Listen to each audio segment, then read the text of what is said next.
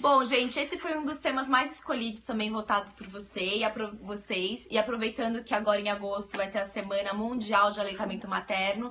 Então é um tema bastante importante que a gente escolheu para falar com vocês, porque eu sei que tem muitas dúvidas, eu tô amamentando, então eu também, mesmo como médica, tudo é muito diferente quando acontece com a gente. Então eu quero que vocês aproveitem esse tempinho que a gente vai ter para vocês tirarem todas as dúvidas, vão mandando e no final a gente vai abrir para as perguntas, tá bom? E ir respondendo para vocês. Ela não para de olhar, né? Sem vergonha. Até a Nina tá aqui, da família inteira reunida. E uma das coisas que sempre perguntam pra gente, então, como que é o preparo das mamas pra amamentação? O que tem que fazer? Se tem que passar bucha, se não tem? Então, gente, os novos estudos demonstram que, na verdade, não existe a necessidade de fazer um preparo das mamas. A própria gravidez prepara a sua mama pra isso. Alterações hormonais, vai aumentando o volume da mama, a mama vai ficando maior. E por isso, muitas vezes, no começo da gravidez... no começo da gravidez é comum um dos primeiros sintomas ser dor nas mamas e aumento das mamas. Então, às vezes, a mulher nem sabe que tá grávida, mas já começa a sentir um desconforto, achando que pode ser a menstruação que tá chegando e, na verdade, já é a própria gravidez. Então, a gestação, ela prepara nesses 9 meses a mulher para poder amamentar. A progesterona, que é um dos hormônios, também atua. Ela age na areola, deixando a areola mais escurecida. É possível notar também o aumento da vascularização, então a mama você consegue ficar bem visível as veias mais esverdeadas, principalmente em mulheres mais brancas, tudo isso é possível acontecer. E com o tempo, a própria mama aumentando, ela vai projetando um pouco o mamilo. Uma das dúvidas também muito comum é se o mamilo, ele atrapalha a amamentação, se o tipo de mamilo vai interferir. Isso, na verdade, não interfere. Uma coisa muito importante... Segura de olhinho um pouquinho. Sim. Pra entender, é que o bebê, aqui nós temos um TT gigante que a gente leva na TV, a gente mostra para as pacientes no consultório, que a gente usa pra ficar bem didático. E a Julinha já quer o TT. Filha, esse não que eu vou ficar com ciúmes, tá? Só da mamãe. Então, pensando no bico, né, que seria o mamilo, existe o mamilo protuso, que é esse modelo aqui, que ele é bem pra fora. Tem aquele plano, que ele é meio achatadinho, e tem o invertido, e aquele que é mais pra dentro. Então as mulheres têm muitas dúvidas se esse tipo de mamilo vai conseguir amamentar. Na verdade, vai conseguir amamentar sim. Por quê? O bebê, ele não tem que sugar, só apertar aqui o bico do peito, o mamilo. Ele tem que abocanhar toda essa parte, a areola inclusive, para que aqui, fazendo esse movimento com a boquinha do bebê, consiga sair o leite. Então, independente do tipo do seu mamilo, você vai conseguir amamentar. O que muda algumas vezes é que o bebê pode ter um pouquinho mais de facilidade ou dificuldade de acordo com o tipo de mamilo. Porque também tem alguns mamilos que são muito grandes para a boquinha do bebê e apesar de ser protuso, de ser o tipo que seria o mais fácil, até esse mamilo pode dar um pouquinho mais de dificuldade. Então, independente do seu tipo de mamilo, fique tranquila que vai conseguir amamentar sim. Agora é minha vez. Segura ela aqui. Ei, filha, vou fazer... Ela tá querendo pegar o TT de qualquer maneira. Vamos esconder esse TT aqui. Depois a gente pega de novo.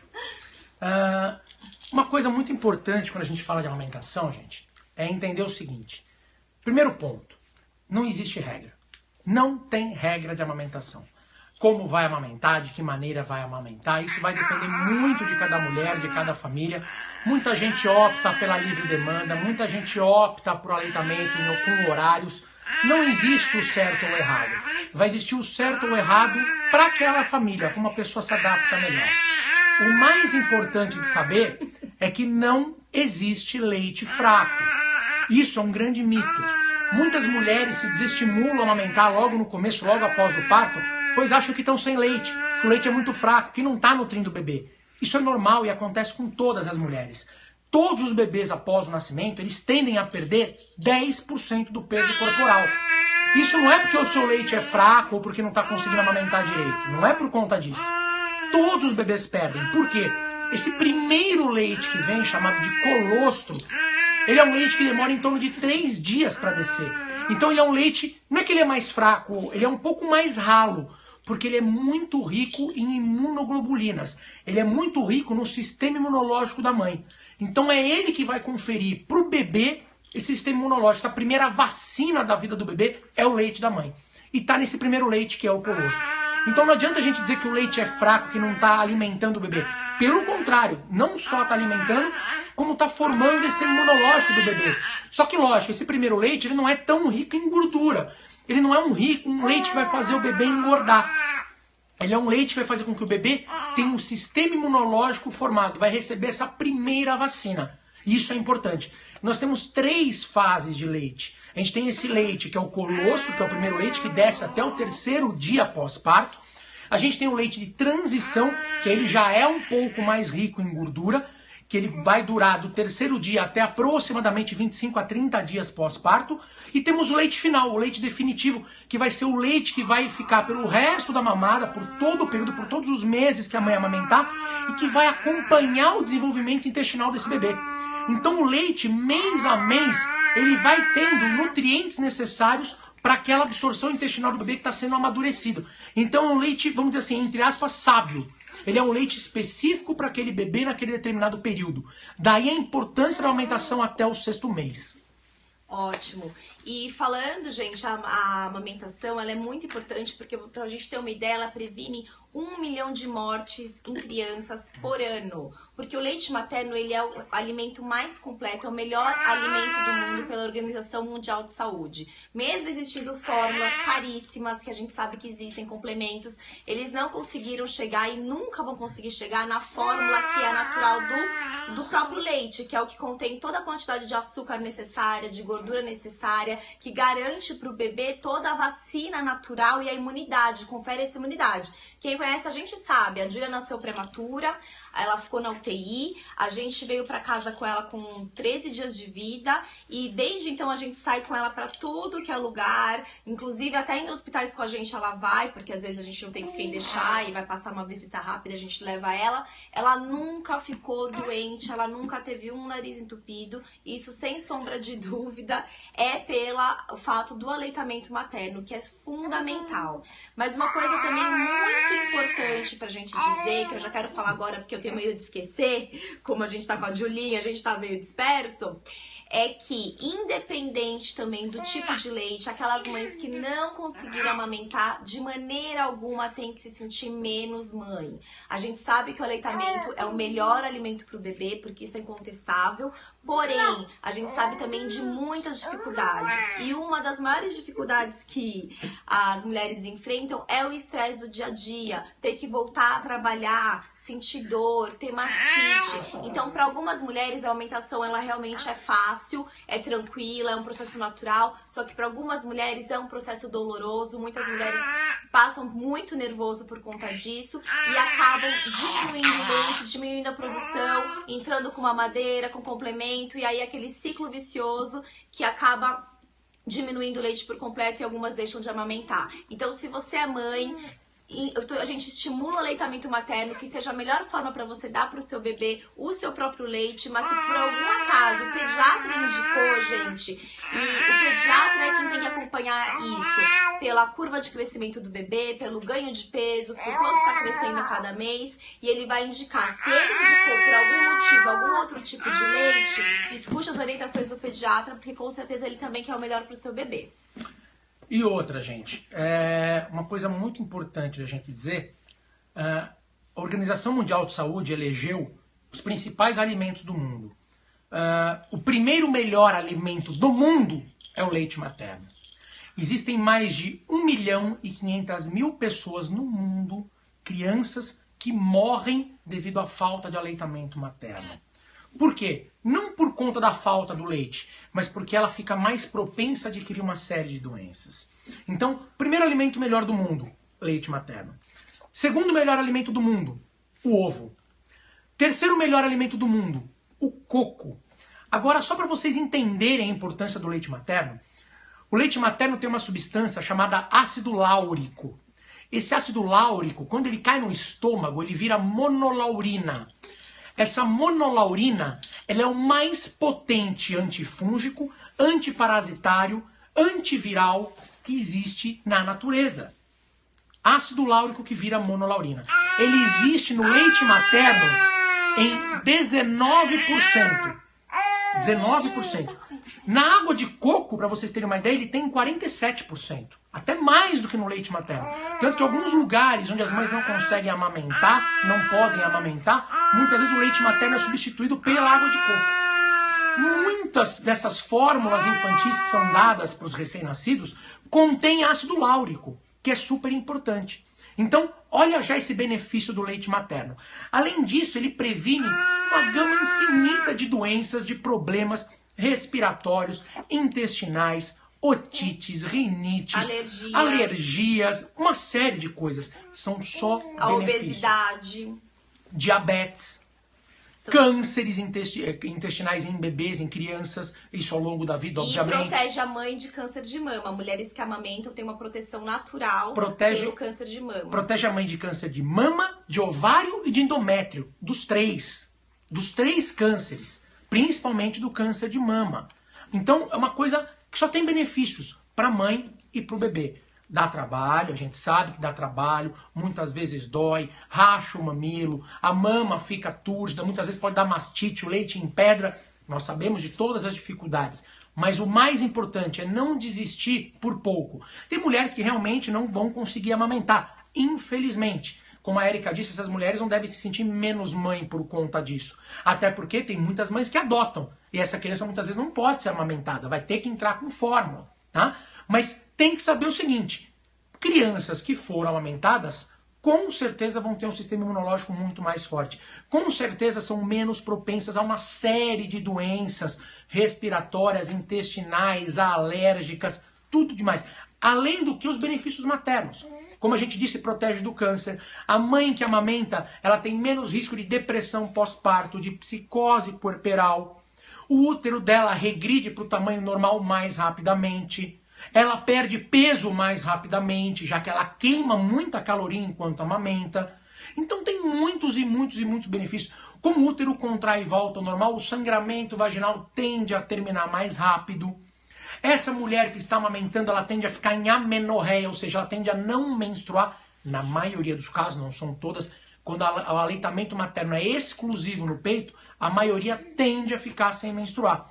Isso já protege a mulher, uma grande parte, quase 90 e poucos %, de gravidez. Então tem uma proteção natural até contra a gravidez, porque a mulher não vai ovular nesse período.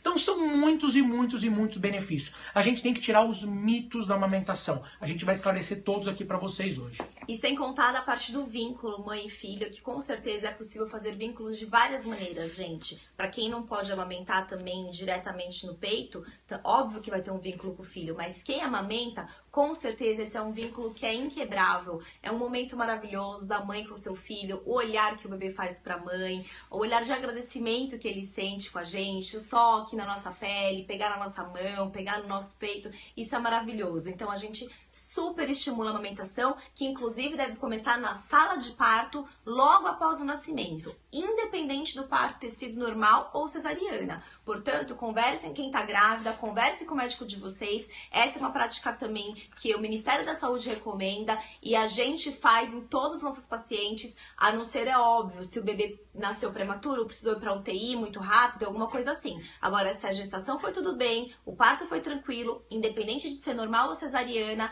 o bebê nasceu, logo que nasceu, ainda com o cordão ligado, direto para o peito da mãe. E isso é um direito da mulher, converse com seu médico para garantir isso, porque é esse contato imediato do bebê com a mãe na primeira meia hora de vida garante o sucesso no aleitamento materno exclusivo nos primeiros 6 meses, que é o recomendado. Após os 6 meses, aí é introduzido outros alimentos, porque só o leite ele não passa a suprir toda a quantidade de nutrientes que o bebê precisa, mas ele deve continuar fazendo parte da dieta do bebê. Então, até pelo menos 2 anos, não é no máximo 2 anos. Existem mulheres que amamentam além dos 2 anos, isso não tem nenhum problema, existe também benefícios. E o tempo de parar, isso é definido de acordo com a mãe e com o bebê. Porque para muitas crianças e para muitas mães, esse é um momento de um trauma. Então é preciso preparar e psicologicamente essa mãe e esse bebê para essa parada de amamentação. Gente, tô vendo que vocês estão mandando muitas perguntas. Esperem um pouquinho, a gente vai falar meio que numa ordem, num cronograma. No final a gente vai abrir para as perguntas, a gente vai responder todas as perguntas. Tô vendo aí gente mandando já pela 10ª vez como que aumenta a produção de leite. Calma, a gente vai falar de tudo. A gente tem um cronograma pra gente seguir, pra gente não se perder, pra conseguir falar de tudo. Então vão com calma, assistam a gente falando, já a gente vai abrir para as perguntas. Que a Júlia também tá querendo falar. A Júlia tá falando, a gente tá lendo um monte de perguntas de vocês, então a gente tá se dividindo aqui nas atenções, mas a gente vai responder tudo sim, tá bom? Então garantir isso, que você possa amamentar na primeira hora de vida, que é super importante. E é claro, nesse primeiro momento, muitas vezes, não vai vir o leite, tá? Logo após o parto, o organismo começa a preparar a descida do colostro. E por isso que na gravidez, muitas mulheres falam, nossa, eu tô grávida e ainda não tá saindo nada do meu peito. Nem é pra sair, gente. É pra sair depois do parto mesmo. E uma recomendação é que você não fique estimulando as suas mamas durante a gravidez. Durante a gravidez, o máximo que você tem que fazer é banho de sol. Banho de sol, 10 a 15 minutinhos por dia. Se não for possível tomar banho de sol, coloque uma lâmpada de mais ou menos 40 watts a uns 15, 20 centímetros da sua mama e deixe também ali. Porque isso vai ajudar a espessar um pouquinho mais a pele do mamilo para que ela aguente mais quando for ter o atrito com a boca do bebê, tá bom? Esse é o cuidado básico. Bucha, passa pomada, hoje em dia nada disso é mais recomendável. Não precisa porque não foi visto que não tem modificação no resultado final. E algumas mulheres com risco de trabalho de parto prematuro e abortamento que estiverem estimulando demais a mama, isso pode ser ruim, porque estimular a mama pode fazer o quê? Produzir ocitocina, que é um hormônio que acaba contraindo o útero. E aí essa contração em gestações de risco podem sim levar a alguma perda. E por que isso? É fácil de vocês entenderem. A mesma glândula no cérebro que produz a prolactina, que é que vai fazer a descida do leite, que vai ejetar o leite, é a mesma glândula que produz ocitocina, que é o hormônio que contrai o útero.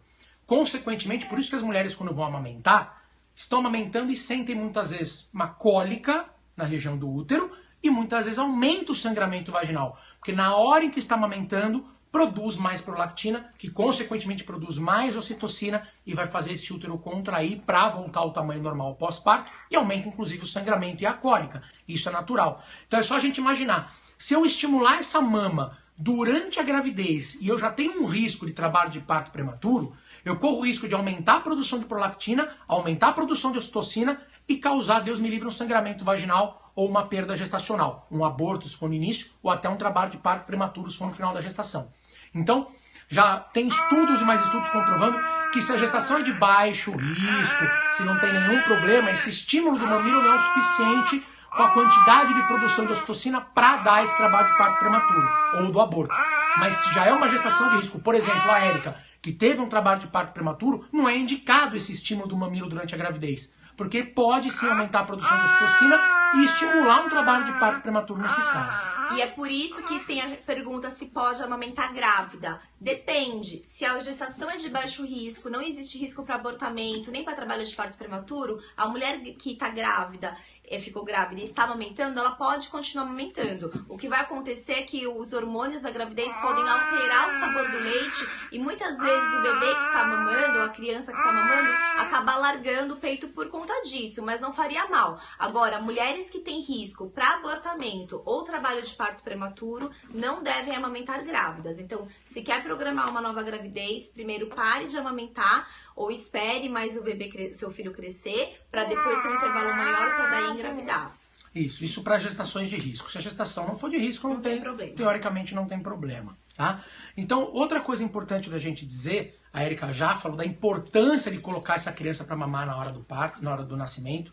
Gente, isso é crucial. Isso eu vou dizer para vocês, é uma coisa básica. É o básico do básico do básico da obstetrícia, a criança nascer e ser colocada no peito da mãe. É o mínimo que um médico obstetra pode fazer por você. O mínimo. Essa criança tem que nascer e ir para o peito da mãe. Isso não importa se é parto normal ou se é parto cesariana. É cesárea? Abaixa o paninho da cesárea, solta os braços da mãe e coloca esse bebê no peito da mãe para mamar. Já está mais do que comprovado que as crianças que têm esse contato com a mama da mãe, esse contato com o mamilo, nos primeiros minutos ali de nascimento, a chance da amamentação correr e fluir tranquilamente é muito maior. muito maior. Infelizmente, a gente sabe que não é uma prática comum no nosso país, mas deveria ser lei. Não deveria nem ser prática, deveria ser lei. Mandatório. Nasceu e ir para o peito da mãe. Isso seria o ideal, seria um mundo perfeito. Infelizmente, a gente sabe que nem todo mundo pensa assim. Muita gente acha que isso é besteira, muita gente acha que isso é balela e não é. Já está comprovado, inclusive, que esse primeiro vínculo da mãe com o bebê logo após o nascimento é de crucial importância para que a criança seja menos insegura, consiga encarar os desafios da vida. Por quê? Porque ela não vai sentir esse desligamento emocional materno. Então, além dos benefícios físicos, tem os benefícios emocionais. É muito importante isso. Isso, gente, a gente tá falando, claro, em partos que são de baixo risco, que não aconteceu nenhuma intercorrência. Obviamente, se foi uma gravidez ou que aconteceu algum problema materno ou com o bebê precisa ir pra UTI, infelizmente, essa primeira hora não será possível amamentar. E aí, depois a mãe vai ter o contato com o bebê logo que possível, e aí faz todo esse processo de amamentação, tá bom? Isso é muito importante. Nas gestações de baixo risco, se for uma gestação de alto risco e o bebê nascer bem, também pode ser colocado. Ah, doutor, mas é prematuro. Também pode, aliás, até deve. É prematuro? Ótimo. Se ele nasceu bem, nasceu respirando bem e não está com nenhum problema mais sério, coloca ele no peito da mãe. E o pediatra, se possível, dá o primeiro atendimento ali, no peito da mãe. Vem com a compressa já aquecida para aquecer o bebê ali. Quer lugar melhor do que o peito da mãe após o nascimento, ainda mais para um bebê prematuro? Isso é muito importante. Então, nas gestações de baixo risco não tem nem discussão. Nas de alto risco, se for possível, sempre o médico deve estimular isso. É de suma importância. E uma coisa que a gente tem que entender, que o leite ele tem fases. A mãe não pode achar que eu vou colocar 5 minutos num peito, mais 5 minutos no outro. Não pode. O leite ele tem fases, ele tem transição. O primeiro leite ele é um leite mais aguado, que é para matar a sede do bebê. E o leite posterior, que vem logo depois de 10 minutos de amamentação aproximadamente, já é um leite mais grosso. Esse leite é o rico em gordura, que vai alimentar, que vai nutrir, que vai fazer o bebê ganhar peso. Então muitas vezes a gente pega a mãe e fala assim, doutor, mas eu estou amamentando, meu bebê está perdendo peso. Tá, mas como é que você está amamentando? Ah, eu deixo ele 10 minutos num peito e 10 no outro. Não resolve. Ele está sugando a primeira fase do leite de uma mama e a primeira fase do leite de outra mama. Você só está matando a sede do bebê. Você não está nutrindo o bebê. Então o bebê precisa aproveitar a mamada inteira. Inteira, desde o leite da primeira fase até o leite mais grosso, que é o final. Que é o leite que vai sustentar, que vai ter essa gordura para o bebê ganhar peso. Gente, é importante entender que o bebê, ele não é um boneco, ele não é um robô. Então, assim como tem gente que come muito mais rápido, tem gente que come mais devagar. E então o bebê também é assim, tem bebê que mama mais lentamente. Então mesmo mulheres podem, de gravidezes diferentes, filhos diferentes, cada criança é de um jeito. Então o ideal é que o bebê comece a mamar e ele solte o seu peito. E não a gente vá lá e interrompa essa amamentação. Porque o bebê sabe o ritmo que ele está seguindo, o quanto ele quer mamar, o quanto ele precisa mamar mais. Então por isso que é importante em toda mamada o bebê esvaziar um peito inteiro, por completo. Aí, se mesmo assim ele continuar com fome, aí você oferece outro peito. Agora, como o Domingos falou, não adianta dar 5 minutos um peito, 5 minutos o outro, que o bebê não vai conseguir mamar adequadamente. E para aqueles bebês que estão com dificuldade de ganhar peso, uma dica, às vezes, é, antes de iniciar a mamada, a mãe fazer uma pequena ordenha, tirar um pouco desse leite anterior, para que bebês, às vezes, muito pequenininhos, eles mamam menos tempo porque eles se cansam, logo dormem. Então, às vezes, por isso que não ganha peso. Então, uma dica também é isso, conversar com o pediatra e fazer essa situação. Você tira um pouco do seu leite anterior, despreza e depois coloca o bebê para mamar, porque ele vai chegar mais rápido nesse leite posterior, que é rico em gordura, é o leite que dá saciedade e é o leite que faz o bebê ganhar peso. Exatamente. Uma outra coisa importante da gente falar, tem muitos mitos envolvidos, existem muitas crenças populares para aumentar a produção de leite. Então, isso está errado, a gente tem que parar com esses mitos. O que aumenta a produção de leite é colocar o bebê no peito para mamar e tomar água. Ah, doutor, mas e cerveja preta aumenta? Não. Na verdade, ela vai aumentar porque é água, é líquido. Vai fazer o mesmo efeito de você tomar um copo d'água. Então, tomar água, ou tomar a cerveja, ou tomar leite, ou tomar refrigerante, pelo líquido vai aumentar. Só que o fato de você tomar refrigerante, tomar cerveja, isso vai prejudicar a qualidade do leite. Até porque o álcool não pode ser tomado enquanto você está amamentando, né? Exatamente. Então nada de cerveja preta, nada de, vou tomar leite para aumentar a produção de leite. Gente, é muito fácil a gente pensar. A vaca produz leite. Ela toma leite? Não. Ela come capim. Então não é o leite que aumenta a produção de leite. É líquido. A mulher tem que tomar pelo menos 2 litros de água por dia quando está amamentando, para aumentar a produção de leite. Então, a gente fala que em alguns casos, quando o leite está pouco, se a mãe está produzindo bastante leite, 2 litros por dia.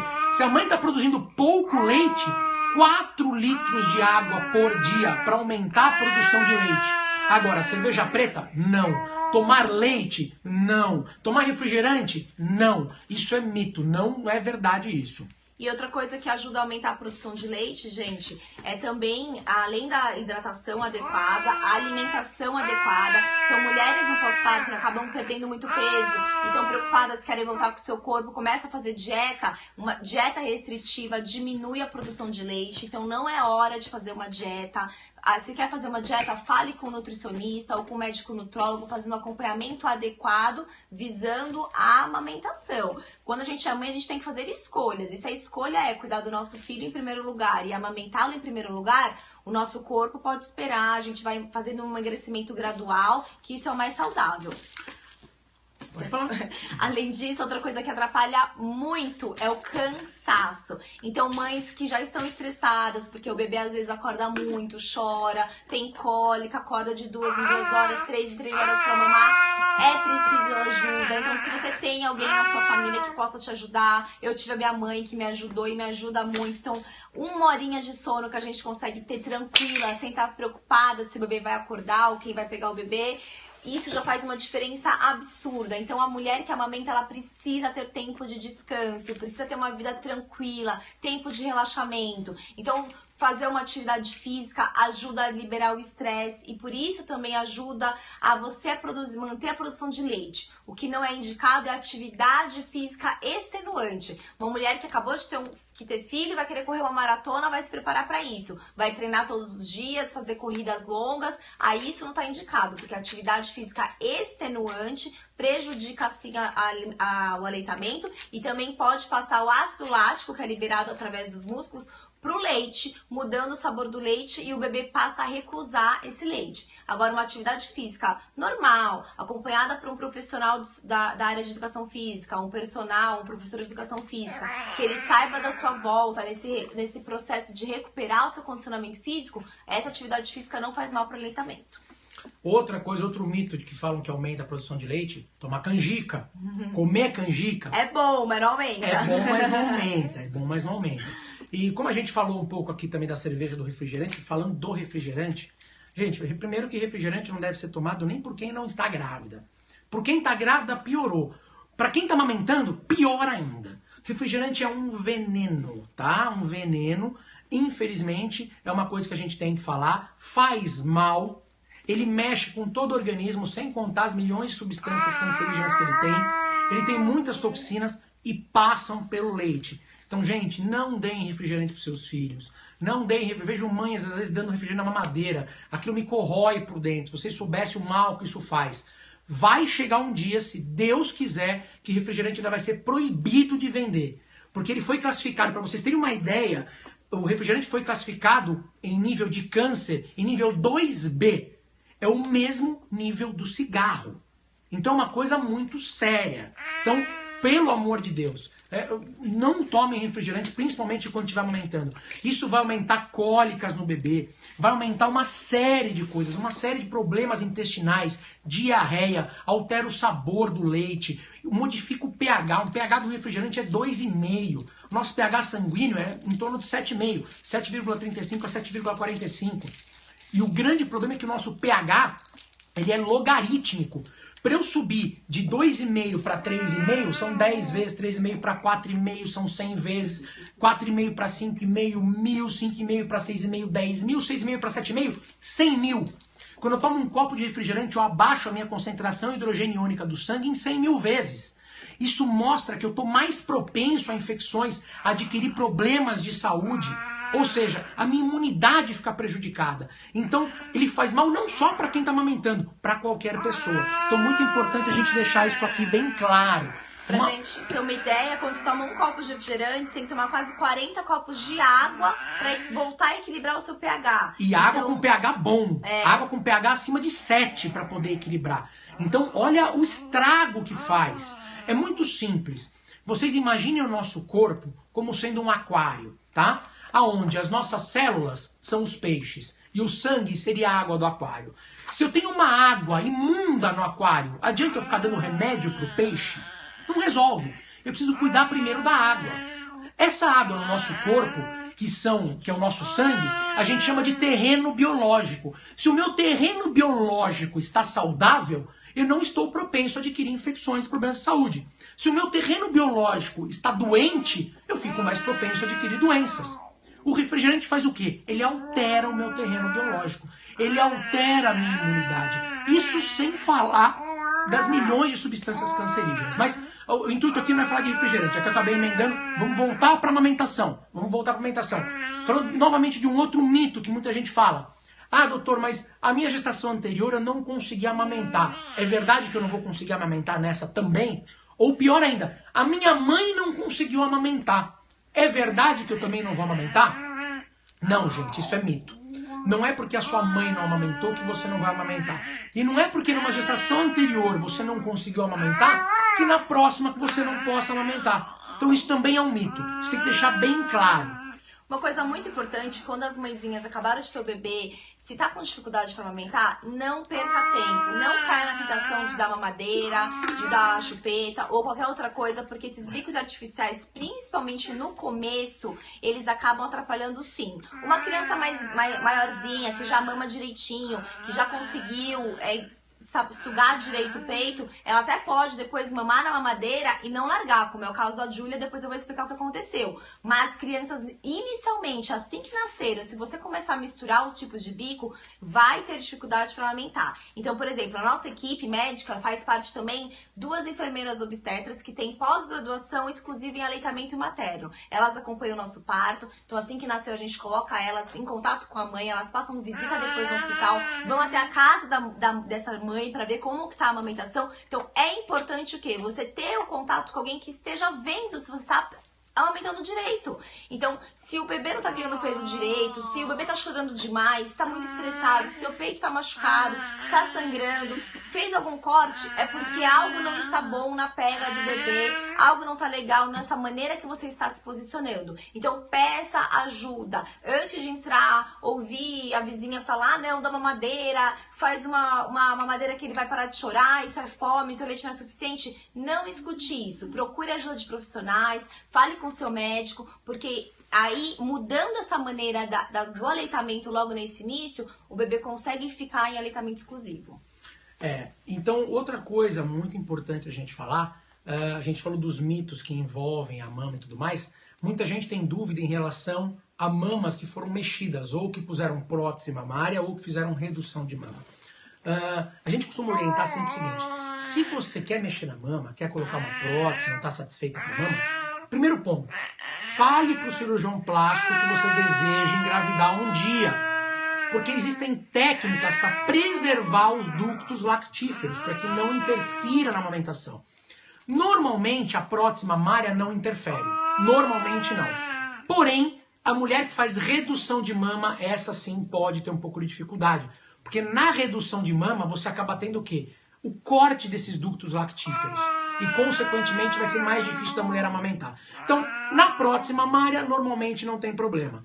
Na redução de mamas, essa sim, uma grande porcentagem pode não conseguir amamentar. E uma dúvida muito grande que perguntam também é assim, se eu tenho mama grande eu vou ter muito leite, se eu tenho mama pequena eu vou ter pouco leite. Isso é um mito, o que importa não é o volume da mama, até porque quando a mama é muito grande pode ser muita célula de gordura e não só as células que vão produzir o leite. Então, independente do tamanho da mama, é possível amamentar com certeza. E o volume não tem nada a ver com o tamanho da mama. Muita gente perguntou, eu vi subindo perguntas aí sobre anticoncepcionais, amamentação. Existem anticoncepcionais próprios para quem está amamentando, a base somente de progesterona, não tem estrógeno, então não é qualquer anticoncepcional. Tem anticoncepcionais próprios para quem está amamentando. Inclusive um DIU. Tem o DIU medicado com progesterona que a gente pode introduzir a partir do 30º dia pós-parto para poder prevenir a gravidez. A gente sabe que quem faz aleitamento materno exclusivo, só peito, não dá nada. Aliás, gente, isso é super importante. O bebê até o 6º mês não precisa de nada. Nada. Nada. Sabe o que é nada? Nada significa não dar água, não dar chá, não dar nada. É somente peito do nascimento até o 6º mês de vida. A Júlia foi assim. Do nascimento até o 6º mês, só peito. A bisavó dela via ela toda vez e falava, mas você não tá dando água? Ela tá com sede? Não, eu fui resistente, eu não dei nada. Quando ela completou 6 meses certinho, foi aí que a gente começou a introduzir alimento, foram as frutinhas primeiro, comecei o água, hoje eu dou um pouquinho de chá e continuo com o peito. Ela continua mamando, diminuiu muito as mamadas, mas conseguiu continuar mamando até agora com certeza e vai longe até quando ela quiser parar. Então isso é importante dizer, não precisa dar nada pro bebê, somente peito, somente amamentação exclusiva. Então essa mulher que está em amamentação exclusiva, ela tem uma proteção hormonal porque a prolactina dela tá alta. Quando a prolactina da mulher tá muito alta pela produção de leite, normalmente inibe a ovulação. E essa mulher fica protegida de gravidez. Ah, doutor, mas é 100% a certeza? Não, não é certeza, não é 100%. É 95% de chance de você estar protegida da gravidez. Porém, 5% pode acontecer de engravidar. Ah, mas e o anticoncepcional? Também não é 100%. Nenhum método é 100%. Então, tem que tomar cuidado com isso. O que a gente faz com as nossas pacientes? Está amamentando exclusivamente no peito? Ótimo, já está protegida. No 30º dia, a gente pergunta se ela quer associar um anticoncepcional à base somente de progesterona para proteção de gravidez. Normalmente é um anticoncepcional de uso contínuo, sem pausa, e a mulher fica sem menstruar. Ou coloca-se o DIU medicado com progesterona, tem duração de 5 anos, e a mulher também fica sem menstruar durante esses 5 anos e, obviamente, protegida de gravidez também. Então, é importante. Tá protegida com a amamentação? Tá. Ah, doutor, mas eu dou só peito e de vez em quando eu dou um pouquinho d'água, um pouquinho de chá. Já não está protegida. Já não é aleitamento materno exclusivo. Se não é exclusivo, você já tem a chance de engravidar, porque a sua produção de prolactina cai. E muita gente também fala, mas doutor, e em relação à libido? Depois que eu tive bebê, eu não tenho mais vontade de ter relação sexual. Como que funciona? Eu vou introduzir isso aqui, vou deixar a Erika falar depois, porque ela é a sexóloga da turma aqui, então depois ela termina. Mas para vocês entenderem a fisiologia, prolactina subiu, tá lá nas alturas, produzindo leite, a libido vai lá para baixo.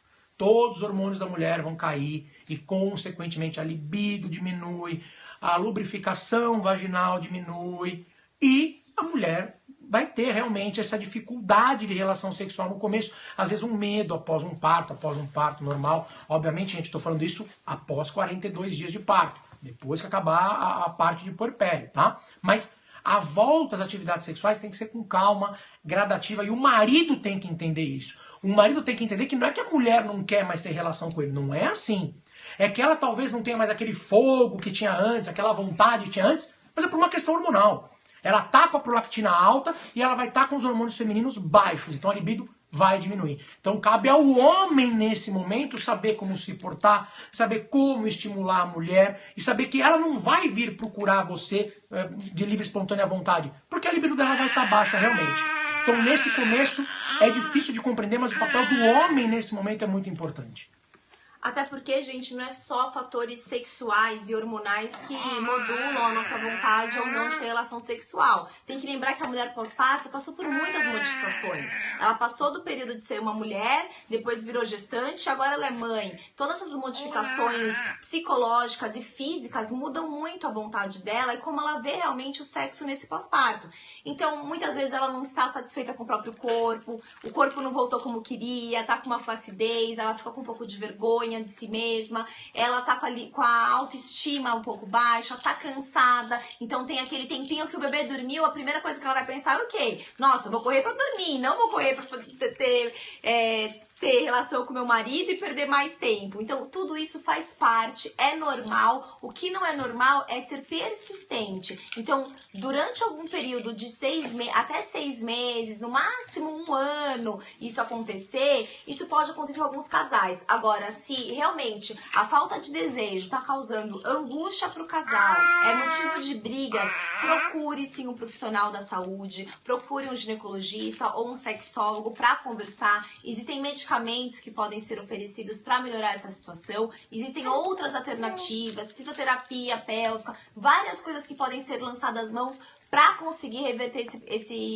essa situação que realmente acaba criando um abismo entre o casal. Então, o sexo, ele é importante sim, ele faz parte e ele é para ser feito de uma maneira muito prazerosa para os dois, tanto para o homem quanto para a mulher. Então, outra coisa importante que eu vou deixar a Erika falar, eu vou ficar com a Julinha para ela falar um pouquinho, muito importante falar sobre a armazenagem, a estocagem do leite, né? Como a gente faz para tirar o leite e para estocar o leite. Eu vou introduzir falando só uma coisa muito simples, um conceito básico que pouca gente sabe. O leite, quando ele é retirado, normalmente quando ele é retirado, você tem que armazenar. Para armazenar esse leite, você vai colocar ele no tubinho, no potinho e vai rotular. Você vai colocar o dia e o horário desse leite. Por que o horário? O mais importante de saber do horário é o seguinte, o leite que é tirado, a mulher, ela produz hormônios. Durante o dia, a mulher produz hormônios para ficar acordada, para ficar durante o dia, para ela ter disposição, para ela poder ir na academia, poder trabalhar. Então, são determinados hormônios. À noite, ela produz outros hormônios. Hormônios para estimular o sono, para dormir, a melatonina, o GH, ou seja, tem vários hormônios envolvidos. Então, o leite que é tirado de dia é para dar para o bebê durante o dia. O leite que você tirou no período da noite e vai armazenar, ele é para ser dado para o bebê à noite. Se você inverter e dar o leite do dia à noite e o leite da noite do dia, aí o seu bebê começa a trocar a noite pelo dia, a não dormir direito durante a noite, você não sabe o porquê. Então, olha que interessante. A simples troca de leite, você tirar o leite da noite e dar para o bebê durante o dia, vai fazer com que ele durma durante o dia e fique acordado à noite. Então, você acaba atrapalhando esse relógio biológico do bebê com uma coisa simples, simplesmente por trocar o leite da manhã pelo leite da noite. Então, isso é uma dica muito importante, isso tem que ser levado em consideração na hora de tirar e estocar e armazenar esse leite. E agora a Erika vai explicar para vocês como fazer essa armazenagem desse leite. Daqui a Julinha, porque você vai ter que segurar um pouquinho. Vem cá, baixinha.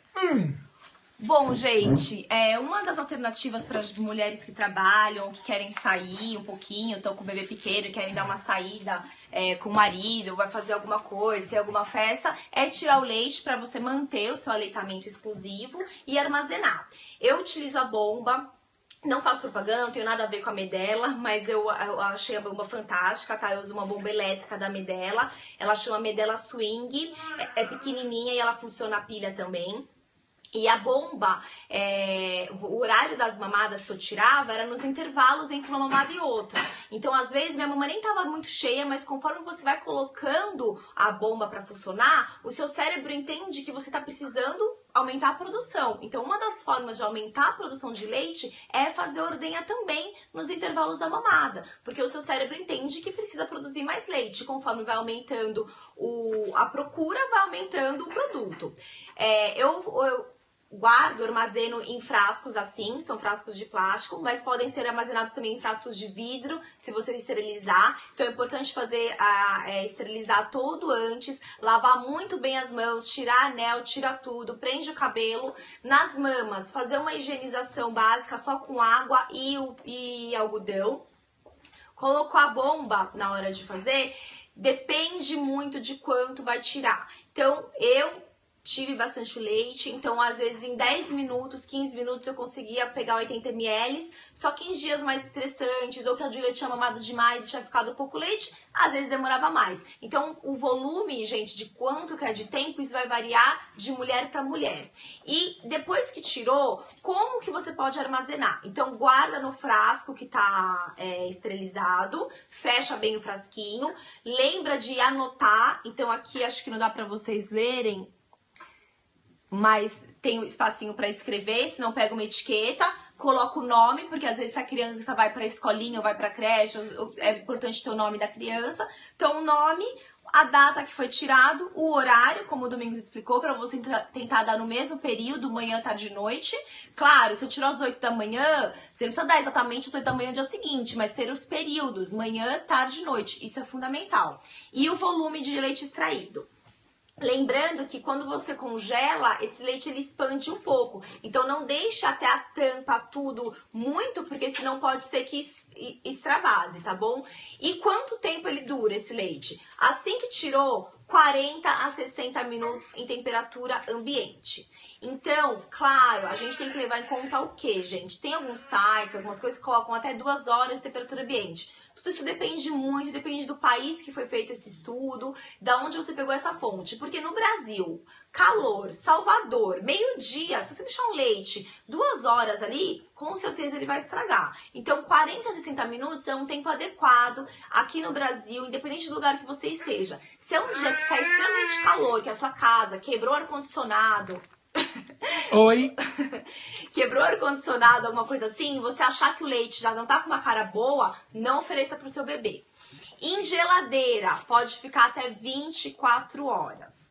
No freezer, 15 dias. Aqueles freezers que são mais profissionais, que a temperatura vai de menos 18 graus até menos 22, menos 24 negativo, nesse tipo de freezer pode ficar congelado até 3 meses. Mas nos freezers comuns, na maioria, para não ter erro, 15 dias. Tá congeladinho, preciso dar pro meu bebê. Para saber o volume que o bebê mama, gente, quando a gente tá com a mama, é muito difícil de saber quanto que sai.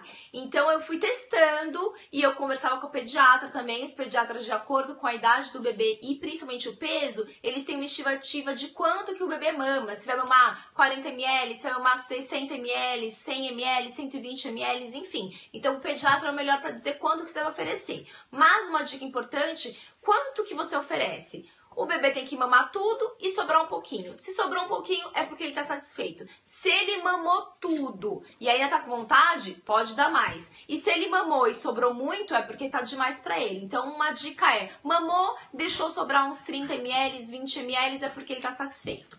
E na hora que tá congelado, como que eu faço pra descongelar esse leite? Então, você pega... em banho-maria. Então, pega uma panelinha com água, jamais em micro-ondas, por favor, porque senão o micro-ondas ele vai acabar com o leite, além de mandar ondas que não fazem bem. Então, colocar numa panelinha com água, em banho-maria, e é importante ficar de olho na água para essa água não ferver, porque se a água ferver, a temperatura vai desnaturar proteínas, e aí esse leite ele não vai ter a função de poder alimentar o seu bebê e dar todos os nutrientes adequados, tá bom? Então, em banho-maria, e muito importante, uma dica. Como o leite ele tem uma parte que é de gordura e uma parte que é mais de água, na hora que você congela, fica separado isso. Então, depois que você descongelou, conforme você vai descongelando, você vai fazendo movimentos circulares e chacoalhe antes de dar pro bebê, tá bom? O ideal, gente, o que é recomendado? Você oferecer em copinho para o bebê, para que ele não acabe fazendo confusão de bicos. Eu vou contar como foi comigo. Eu voltei a trabalhar logo 2 meses após o parto. Na verdade, com 1 semana de vida da Júlia, eu já fiz um parto. Depois eu continuei, eu fiquei afastada do consultório dos atendimentos, mas todos os partos eu estava presente. Então, eu tive parto com 1 mês, com 1 mês e meio, com 2, e eu deixava a Júlia com a minha mãe. A Júlia no copinho, então eu tirava o leite, então a minha vida era resumida com a Júlia no peito num horário, quando ela não tava no peito era bomba. Foi super cansativo, mas a gente deu conta. Só que minha mãe ia dar o leite e a Júlia ficava irritada de não estar tomando o leite direto do peito da mãe. Então ela acabava derrubando muito. E aí a gente morria de dó, porque eu ficava tirando o leite com a bomba e a Júlia derrubava. Aí a gente foi tentando passar por uma outra alternativa para eu não ter que dar mamadeira, porque eu não queria dar mamadeira, porque eu tinha medo dela parar de pegar o peito. Aí a gente passou para a tentativa de dar com a seringa. Então eu pegava uma seringa e minha mãe, com toda a paciência lá, só que ela ficava muito tempo para a Júlia conseguir mamar. E eu tinha dó da minha mãe.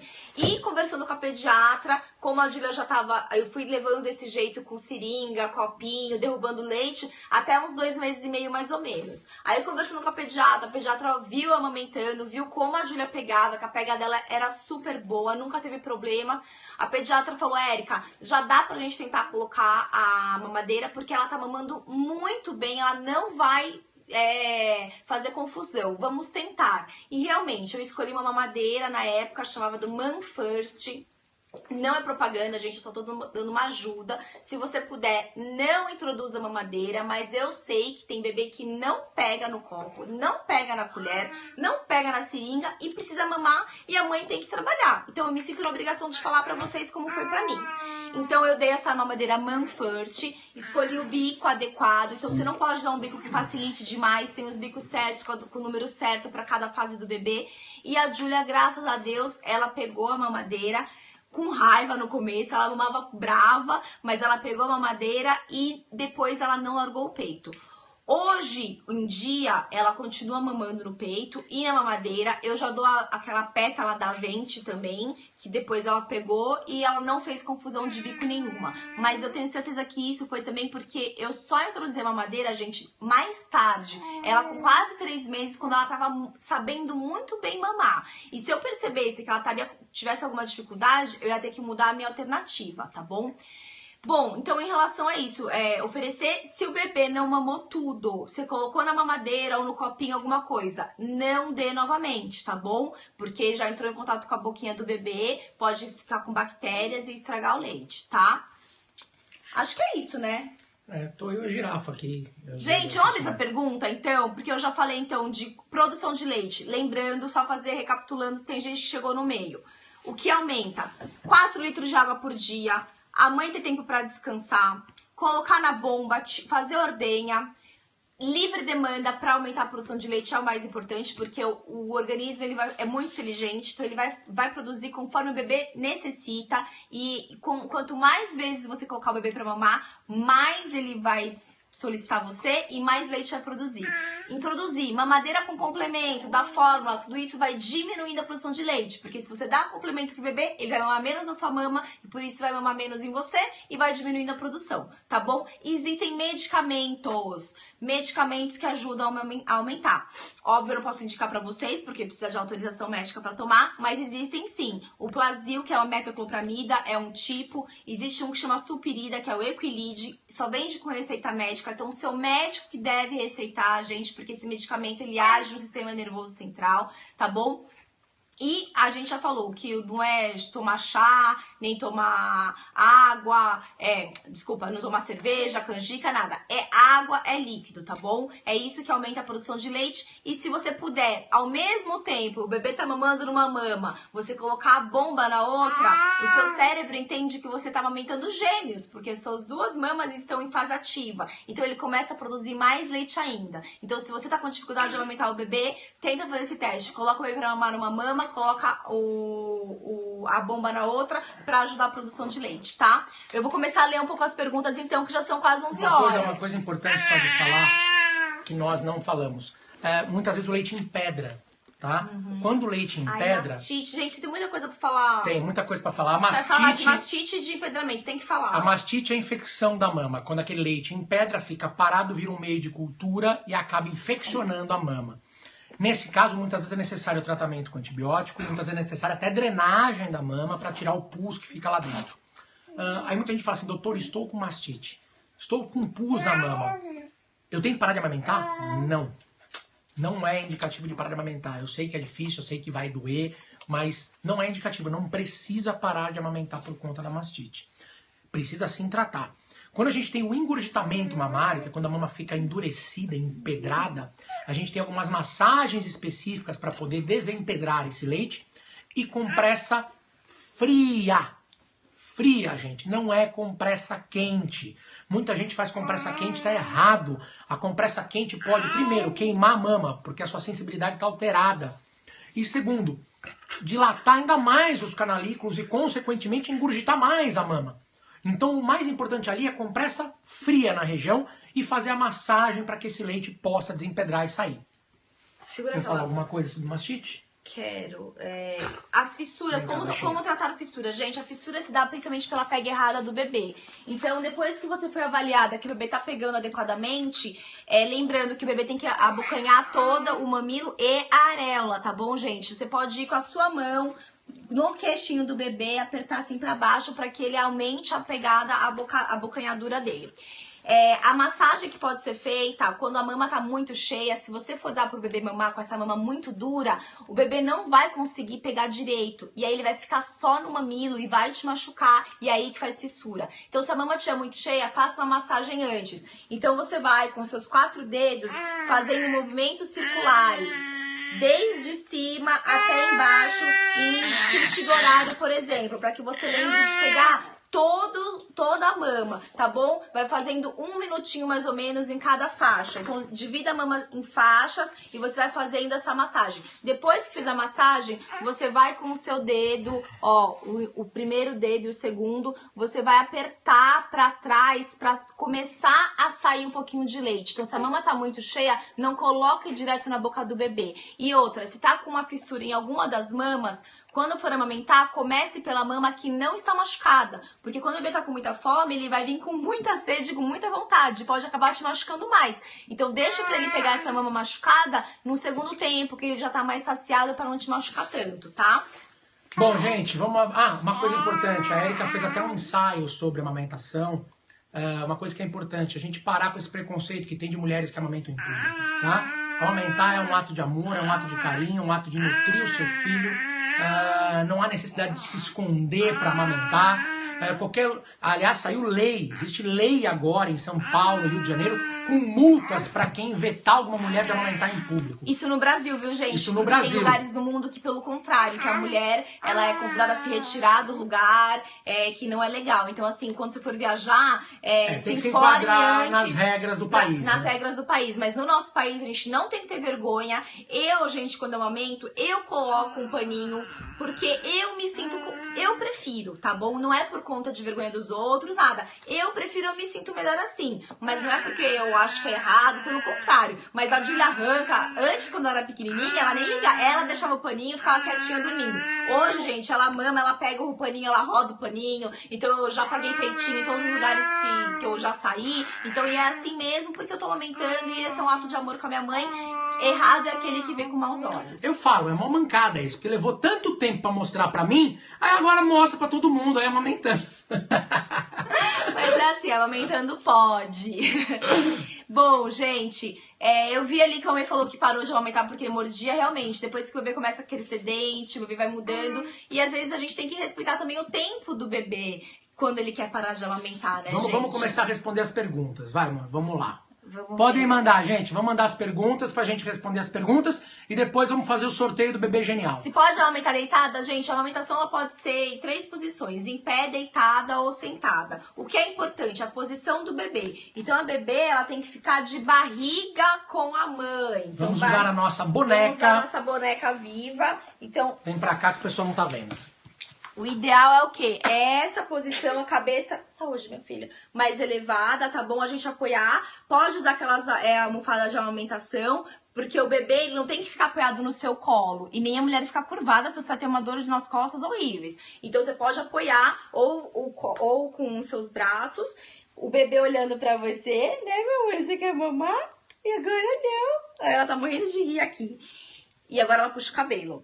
E deitada, só tem que tomar cuidado, gente, com a posição do bebê. Que o bebê não pode ficar com a cabeça totalmente no mesmo nível que o resto do corpo. Porque senão pode dar otite, tá bom? Por causa do leite. Então a cabecinha do bebê, ela tem que estar levantada um pouquinho. No bebê, o canal que liga a boca aos ouvidos, ele é mais retificado. Consequentemente, o risco de otite aumenta. Então, aumenta o risco da infecção no ouvido. Eu vi uma pessoa perguntando sobre Se começa a diminuir o leite, é possível aumentar? É. Sim, é possível. Eu passei isso comigo mesma, eu queria emagrecer, gente. Eu fiz uma dieta no começo, isso porque eu fiz com um nutricionista.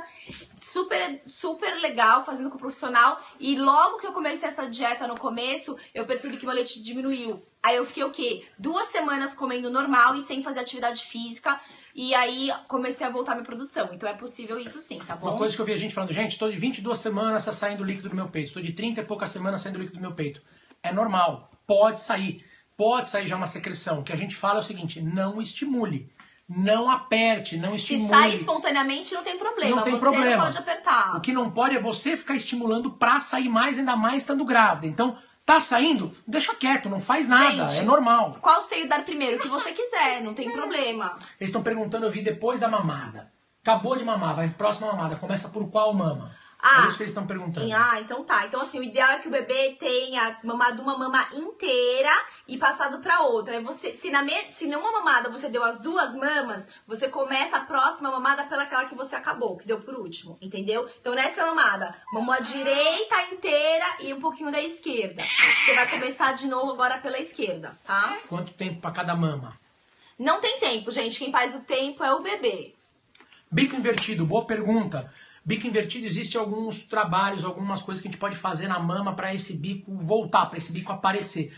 Durante a gravidez, você pode inclusive utilizar, pegar um sutiã velho, recortar a borda dele, um sutiã um pouco mais apertado, recorta a parte do mamilo, coloca o sutiã com o mamilo para fora, porque ele vai apertar essa mama para trás e esse mamilo tende a sair. Você pode utilizar esse sutiã para estimular esse bico a sair. Falando em sutiã, gente, é importante o uso do sutiã correto para amamentar e também na gravidez. As modificações anatômicas da mama precisam ser acompanhadas com a roupa adequada, com o sutiã adequado. Então, se você tá grávida, já procure sutiã, porque tem que ter uma sustentação adequada. A alça, geralmente, ela é mais larga, para que distribua o peso adequadamente. Então, essa sustentação também que ajuda para evitar, inclusive, mastite. Um sutiã que aperta muito, que tem ferrinho, alguma coisa assim, pode alterar os canalículos lá do leite e aí deixar o leite mais parado e predispor a ter infecção. Sim, se amamentar só de um peito, o outro pode ficar menor, sim. Então tem muita mulher que pergunta, minha mama tá muito diferente uma da outra. Se tá muito diferente, comece a estimular mais aquela que tá menor, tá? E aquela que tá maior, sendo estimulada menos, ela vai começar a diminuir e a outra começa a aumentar. Então o ideal é sempre dar igual as 2 mamas, gente, porque senão fica diferente mesmo. A tendência é uma encher mais do que a outra. Se amamentou mais de uma, vai encher de leite na outra. O que mais vocês querem saber? Já falamos da produção de leite, o aumento da produção de leite. Há problema em não usar o sutiã? Sim, há problema, porque a mama, quando a mulher na gravidez e também no pós-parto, ela aumenta muito de volume, então o sutiã ele faz o apoio adequado por causa das glândulas mamárias. Se o bebê não mamar você pode esvaziar com a bomba e estimular mais? Pode. Se Pode. ele mamou a mama inteira, pode tirar com a bomba e até armazenar. É muito bom. Me perguntaram como saber se a pega tá correta. Gente, tem que observar. Então, a boca do bebê tem que ficar o lábio inferior, ele tem que ficar assim, dobradinho pra baixo. E a bochecha do bebê enchendo, fazendo assim. Gente, eu li uma quando coisa... a pega está correta. E o bebê pegando corretamente, ele vai mamar tranquilamente. Ele não mama irritado. Quando o bebê não tá pegando adequado, ele fica irritado porque não tá vindo leite suficiente, ele continua com fome, então ele fica aquele bebê irritadíssimo. Não, o bebê tem que ficar bem calminho mamando. Eu vi uma pessoa colocando que assim, meu filho foi diagnosticado com alergia ao leite de vaca e me fizeram parar de amamentar. Gente, pelo amor de Deus, isso é um crime. Não tem nada a ver uma coisa com a outra. Tá? Tem que tomar muito cuidado. A única contraindicação de amamentação é a galactosemia. É bem diferente. Não tem nada a ver com leite de vaca, é com leite da mãe. Aliás, criança não é para receber leite de vaca. Começa daí, vamos com muito cuidado com isso.